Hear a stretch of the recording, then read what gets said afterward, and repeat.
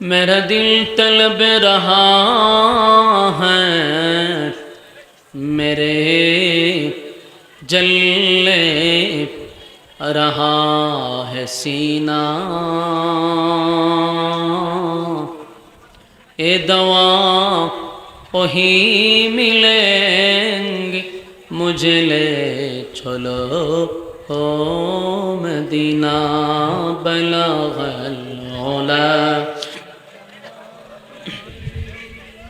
कशफत तुजा बिजमालिही हसनत जमीआ सालिही सल्लो अलैहि। ज़िकीर बातिल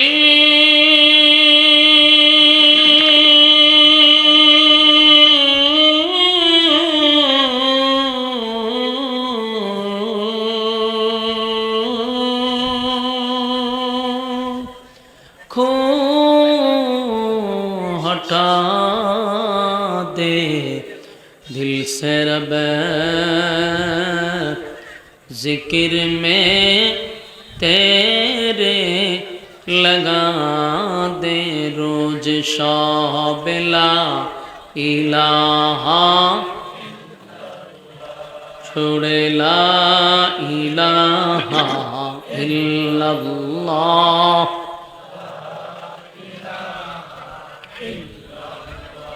हो ला इलाहा इल्लल्लाह, ला इलाहा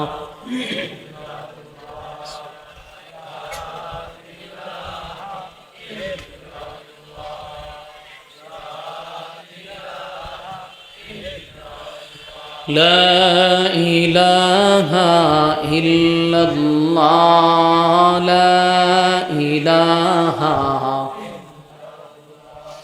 ला इलाहा इल्लल्लाह मुहम्मदुर रसूलुल्लाह सल्लल्लाहु अलैहि वसल्लम। अल्हम्दुलिल्लाह, আল্লাহ পাকের অসংখ্য অগণিত শুকরিয়া। কুমিল্লা জেলার অন্তর্গত হোমনা থানার আলীপুর আবু বকর সিদ্দিক রাদিয়াল্লাহু তাআলা আনহু হাফিজিয়া মাদ্রাসা এতিমখানার উদ্যোগে তাফসীরুল কোরআন মাহফিলের সম্মানিত সভাপতি, প্রধান অতিথি, বিশেষ অতিথিবৃন্দ এবং আজকের আলোচনা করেছেন হযরত মাওলানা মুফতি আনোয়ার হোসেন তাওহীদি সাহেব দামাত বরকাতুহুম। এছাড়াও আরও অনেকেই আপনাদের সামনে আলোচনা করেছেন। উপস্থিত আছেন আমার তরুণ যুবক ভাইরা, মুরব্বিয়ানে আজম, মাইকের আওয়াজ যতটুকু দূরে যায় অবস্থানরত পর্দানিশী মা ও বোনেরা, সকলকে আমার অন্তরন্তস্থল থেকে জ্ঞাপন করছি মোবারক সবটুকুন শুকরিয়া আল্লাহ সুবহান মহিয়ান গড়িয়ান সর্বশক্তিমান আল্লাহ পাকের জন্য, যিনি অত্যন্ত দয়ামায়া করে হাজারো মানুষের মাঝখান থেকে যাচাই বাছাই করে, নির্বাচিত করে, পছন্দ করে, মহব্বত করে, ভালোবেসে সুস্থ অবস্থায় দিনই এক মজলিসে আসার বসার তৌফিকটুকু দান করেছেন। এজন্য শুকরিয়া আদায় করছি আলহামদুলিল্লাহ।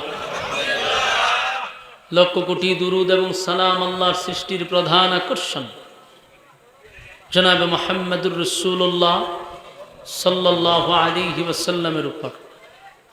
সম্মানিত সুধী, আপনারা আসতে পেরে বসতে পেরে খুশি না বেজার? যারা রাস্তাঘাটে দোকানপাটে অনর্থক অকারণে নিষ্প্রয়োজনে সময় নষ্ট করতেছেন, মেহেরবানি করে আমরা প্যান্ডেলের ভিতরে চলে আসি। মেহেরবানি করে প্যান্ডেলে চলে আসি। ভাইজান সাউন্ড আরো কম কমা, ভিতরে কমান, আমরা বারবার কই কমা। আমরা যারা এখনো রাস্তাঘাটে আসি, প্যান্ডেলের ভিতরে আসার চেষ্টা করি। যতক্ষণ প্যান্ডেলের ভিতরে থাকব ততক্ষণ গুনাহ না হওয়াটাই সম্ভব। প্যান্ডেলের বাহিরে গেলে গুনাহ হওয়াটা সম্ভব। আমরা গুনাহ মুক্ত এক পরিবেশে আছি, মেহেরবানি করে আমরা প্যান্ডেলে চলে আসি। আল্লাহ রাসূল বলেন, নাজালাত আলাইহিমুস সাকিনা, যতক্ষণ দিনই মজলিসের ভিতরে থাকবে ততক্ষণ উপর থেকে সাকিনা রহমত নাজিল হয়। বলুন তো, এই সাকিনা রহমত কি রাস্তার যারা দাঁড়াইছে এরার উপরে না প্যান্ডেলের ভিতরে? হ্যাঁ, এটা হলো দিনই মজলিসের সিস্টেম। চতুর্দিক দিয়ে ফেরেশতা গাড়াও করে রাখবে, উপর থেকে সাকিনা রহমত নাজিল হবে। তাই আমরা প্যান্ডেলটার ভিতরে চলে আসি। যদি হায়াত থাকে, মনে করেন আমরা আগামীকালকে বেঁচে থাকব, তাহলে রাস্তাঘাটে আড্ডা মারার সময় আমরা পাবো। আমার কথা বুঝেন? যদি আগামীকালকে বাচ্চা থাকি, তাহলে এখন যারা রাস্তাঘাটে আড্ডা দিতেছে, আড্ডা দেওয়ার সময় আছে না নাই? আছে, বাচ্চা থাকলে আছে। কিন্তু বাচ্চা থাকলেও আগামীকালকে কি কেন ওয়াজ শুনতে পারবেন? তাহলে আপনি এটা বুঝেন না কেন? যে আমি যে প্রতিদিন আড্ডা মারি, এটা তো আমার অভ্যাস, এটা আমার খাসলত, এটা তো আমি প্রতিদিনই মারতে পারবো বাচ্চা থাকলে। কিন্তু হায়াত থাকলেও আমি মাহফিলে বসতে পারবো না, আর মাহফিলটা প্রতিদিন হবে না। তাই কিছু সময়ের জন্য যদি দিনে মজলিসেও বসতে না পারি, তাহলে বুঝে নেবেন কপাল ফুইরা গেছে আপনার। কেন পড়ছে? যে আপনার বছরে একবারও ভালো কাজেও শরীক হইতে পারেন না। আপনার মতো কপাল পোড়া কি আর কেউ আছে? যে বছরে একবারও আমি একটা দিনই মজলিসে বসতে পারি না। আমার শয়তানে কি পরিমাণ ভর করছে, শয়তানে কি পরিমাণ লাড়াছাড়া করলে পড়ে বছরে একটা বারও সে প্যান্ডেলে বইতে পারে না। সারা বছর যেই কাম করে, সারা বছরের মতো আজকে ওই কামই করে। এই জন্য নিজেরে নিজে বুঝান যে আমি কত বড় নাফরমান হয়েছি, যে বছরে একটা বারও কোরআনের কথা শোনার জন্য আল্লাহ আমার প্যান্ডেলে বসাইবার সুযোগ দিছে না। আরেকটা কথা হলো, যাদেরকে আল্লাহ ভালোবাসে, যাদেরকে আল্লাহ মহব্বত করে, এদেরকে আল্লাহ দিনের কাজে লাগায় রাখে। দেখেন তো এখানে সুবহানাল্লাহ আসেনি? সুবহানাল্লাহ আছে, তাকলে কইবেন।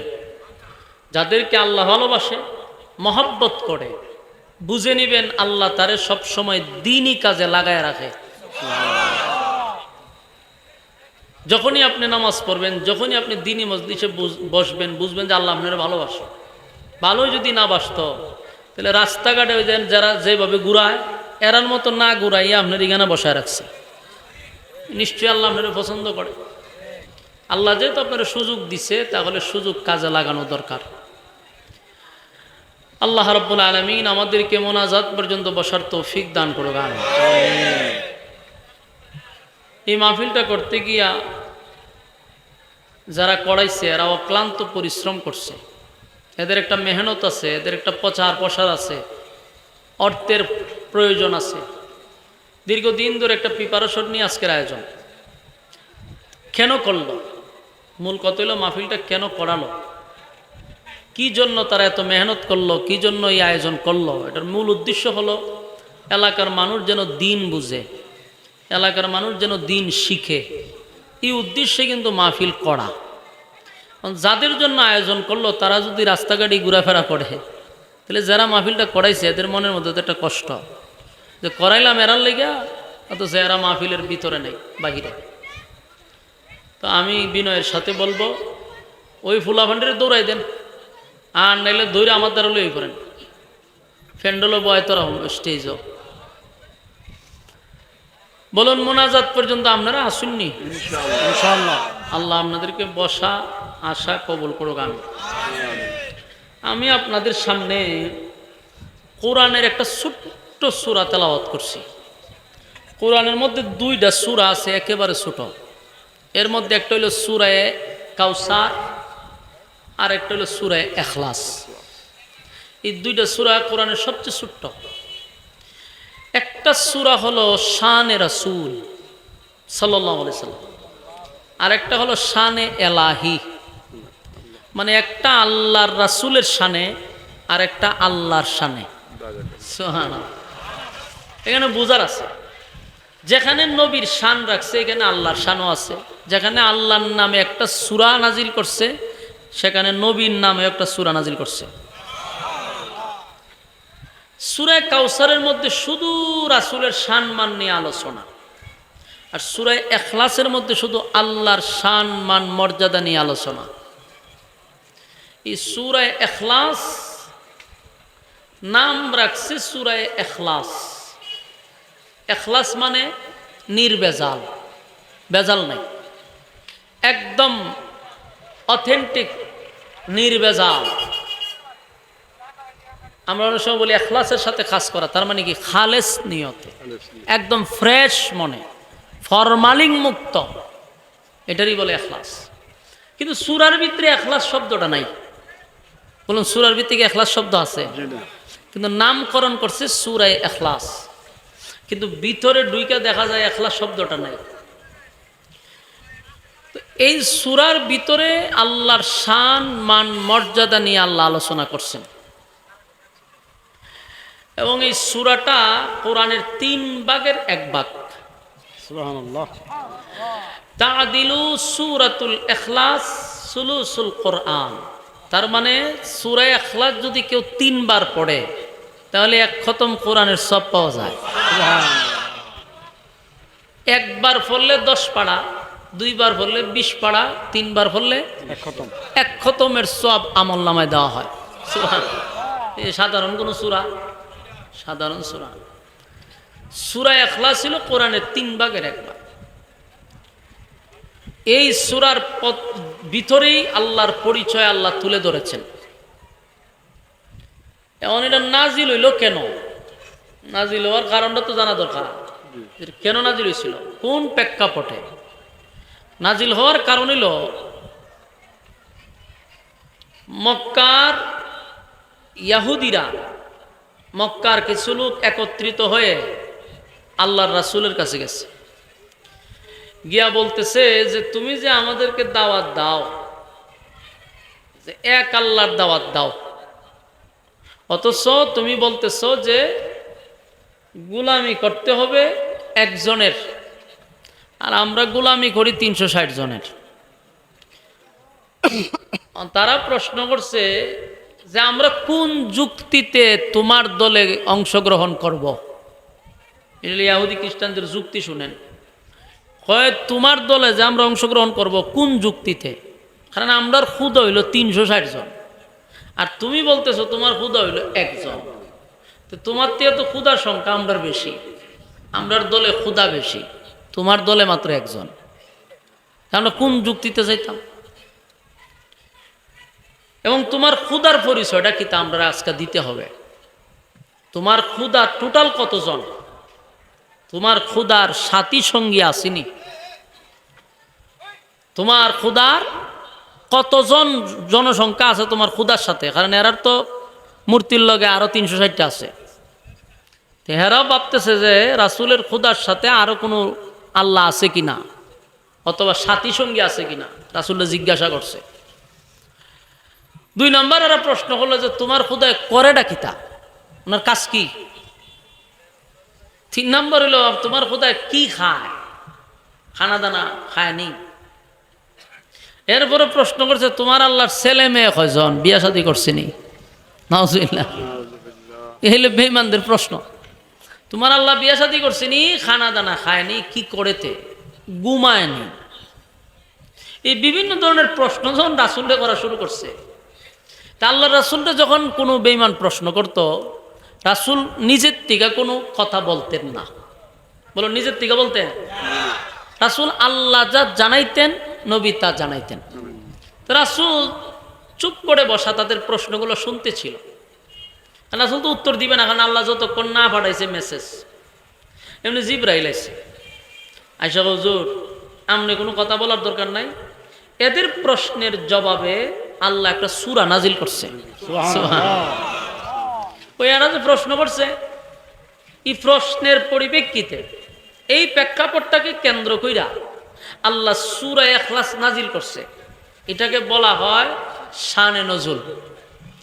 আর আমরা যারা শানে নজুল বুঝি না, এটা বুঝে নেবেন যে প্রেক্ষাপট, অবস্থার পরিপ্রেক্ষিতে যে ঘটনাস্থলে যখন যা ঘটে এটাকে কেন্দ্র করে যা নাজিল হয়, এটাকে শানে নজুল বলা হয়। তো এই ঘটনার কেন্দ্র করে আল্লাহ সূরাটা নাজিল করছে। তো আল্লাহ রাসূল বলেন তোমাদের প্রশ্নের জবাব এই সূরার ভিতরেই আছে। তখন সূরা ইখলাস নাজিল হয়, আল্লাহর সম্পূর্ণ পরিচয় এবং আল্লাহর শান মান সব কিছুই সূরার ভিতরে আল্লাহ ঢুকায়া দেয়। সুবহান। এই হলো সূরা ইখলাসের নাজিল হওয়ার ঘটনা।